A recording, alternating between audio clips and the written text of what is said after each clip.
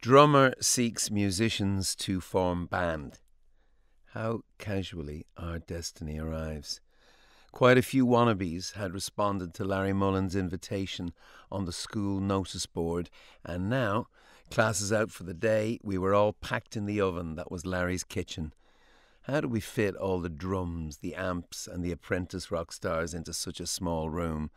Guitar and bass might have been squealing for attention with their amplifiers and distortion pedals, but it was the drums that filled both physical and musical space.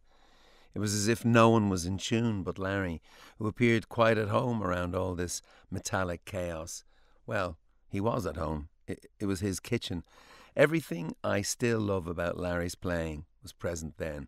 The primal power of the tom-toms, the boot in the stomach of the kick drum, the snap and slap of the snare drum as it bounced off windows and walls. This indoor thunder, I thought, will bring the whole house down. Soon I noticed another noise, the somewhat high-pitched sound of girls giggling and screaming outside the window. Larry already had a fan club, and over the next hour he would offer us a lesson in the mystique of the rock star. He turned the garden hose on them. David Evans, who no one yet named The Edge, had the coolest aura of anybody. He didn't have to be in tune with anyone else because he was in tune with himself. David and his older brother Dick, a well-known brainbox, were so clever that they built an electric guitar from scratch, so clever that they used to try blow each other up with chemistry experiments, and according to their next-door neighbour, did blow up the Evans garden shed one day. Adam Clayton was there on bass. He had the style, the attitude, the ambition. The only problem was he couldn't play. This was no automatic disqualification. At the time, I couldn't really sing.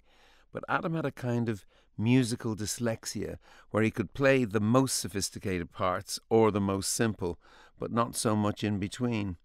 The Edge, the most musically gifted of any of us, covered the cracks. He desperately wanted his childhood friend to be his teenage bandmate. Adam was the spirit of rock and roll, a kind of posh Sid Vicious. If Larry gave life to the band, it was Adam who believed this band could give us a life. I soon discovered that the songs I couldn't play on my brother's acoustic guitar sounded a lot better when I couldn't play them with Dave, Adam and Larry. The big bang of U2 is no big secret. We started to write our own songs because we couldn't really play anyone else's. Baby steps for a baby band. It was almost as messy, but for me this was like being born. Punk rock slapped me on my naked arse and I just started wailing, almost in tune.